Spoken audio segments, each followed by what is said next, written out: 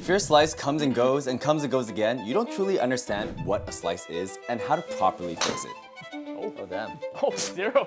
You fixed it perfectly. And in this video, we're gonna break down the different types of slices and how to fix them once and for all with PJ Coach James E. Step number 1 is knowing the different types of slices and which one you actually have. One that's causes by swing plane Okay. and the club pad. Second is causes by face angle control. And then last one is where you're hitting off the club face. We're gonna identify those and then we're gonna break down each of those metrics and how to fix it. Step number 2 is fixing our first type of slice, which is? Which is the club pad and swing plane. Okay, well, by the end of this video, we're gonna make sure we fix that. Even if your club face is square, if you're coming down in a very steep angle or over the top swing, that is going to produce a side spin Right. to the right side. So it was over the top by 1.6. My club face was actually closed. It was closed by 0.8 degree. Okay. But I still produced a slice. Over what degree of club path out to in would cause a slice, and what degree do we need to stay within? Usually you want the face to pad to be less than 3. Always keep the club coming from the side.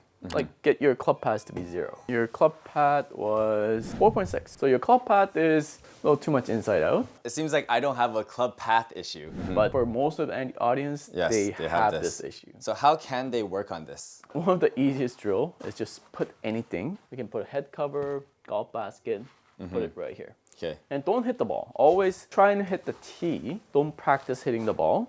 Put a Tee? head cover. Or something important? Yes. or your cell phone too.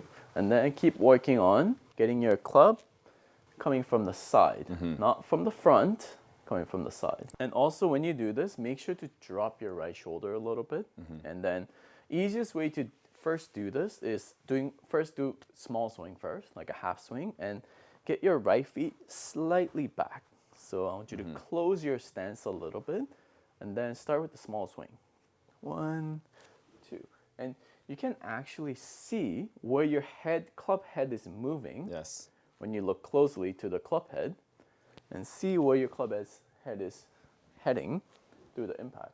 So when I see it, it's going a little bit more inside to out because I'm closing my stance. So if you have a problem with club pad issue, this is the easiest drill you can do.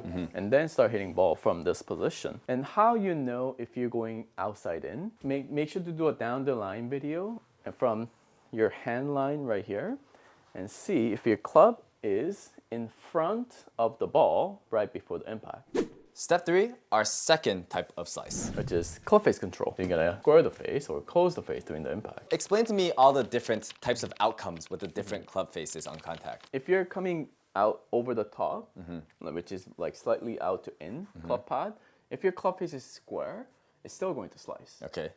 But really depends on how much you're coming from the out to in. Okay. And also, if your club face is open, obviously it's gonna slice. But if your club face is actually closed, if it's more closed to the club pad, then it's gonna go straight left. Straight left. Yeah. Okay. But if it's slightly open, then your club pad, open to the club pad, then it's gonna start fading a little, and Right. it's going to start left and fade back in. So those are the 3 types of outcomes if your swing path is outside in. Yes. And if your swing path is inside out, I'm guessing it's reversed outcome? Yes, it's pretty much reversed. So which means it doesn't really, even if you're coming from inside out, you can still slice, like what you did on your first shot. So is this the problem I am facing? Yes. My club face is open. Yes. There's so many Right. components that you can make your club face open. That's gonna go with 2 most common ones. First is the wrist at the top of the backswing.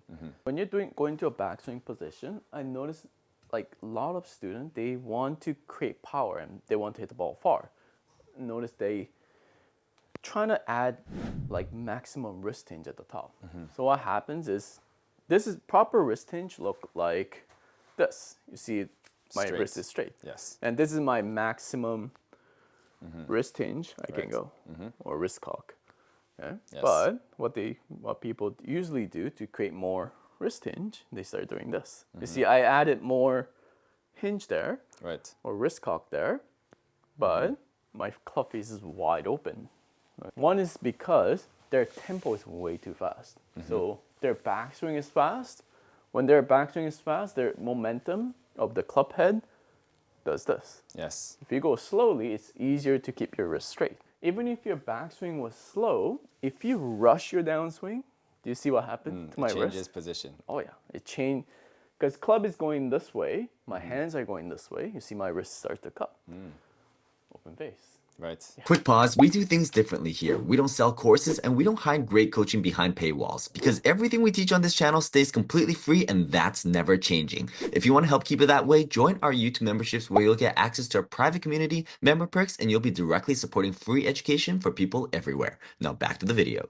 Moving to our last type of slice before putting it together, it's contact point. How does where you hit on the club face affect where the ball goes? More you hit in the center, less chance that your ball's gonna have more side spin. If you hit it off the heel, you'll notice that your ball is gonna curve to your right side. And then when you hit it off the toe, what happens? Your ball starts to curve to the left. So that's what happens when you hit it on the heel and toe, that's spin. But what happens if you hit it too high or too low? Does that also affect the spin or no? High end toe, it doesn't affect as much.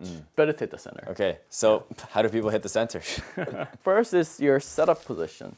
Try not to stand too close to the ball. There's no space between my body and the club. Right.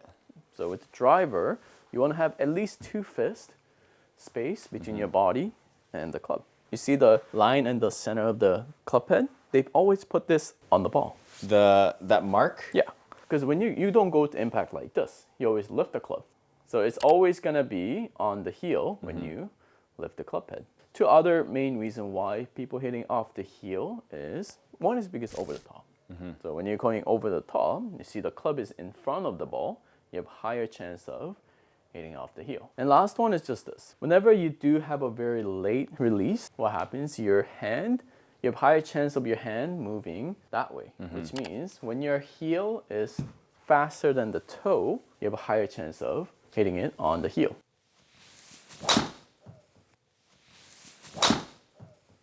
Oh, okay. Oh, just like we said. If you hit it off the toe, look what happened. Your Right, ball it starts to changes curve. into a draw. That's called gear effect. This is step 5, putting it together. Yes. Okay, now the step 5 is going to be a very important part for our viewers, seeing how to go back and forth between the 3 metrics and adjust it. Club path is first. Okay, so right now I'm super Way too inside much out. Inside out, yes. So now I need to go a little bit outside in.